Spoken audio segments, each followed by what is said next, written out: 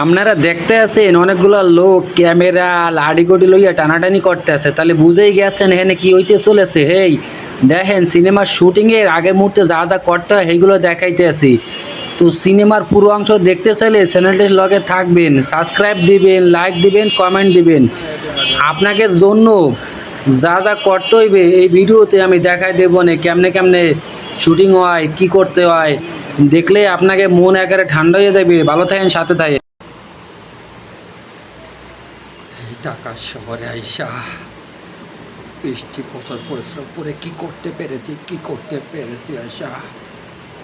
না তো তোমাকে একটা ভালো ফ্ল্যাট দিতে পেরেছি, না তো নিজের পরে শান্তি পেটাতে পেরেছি আইসা। এই হচ্ছে আমার জীবন। শুধু যেটা পেরেছি দুই নাকে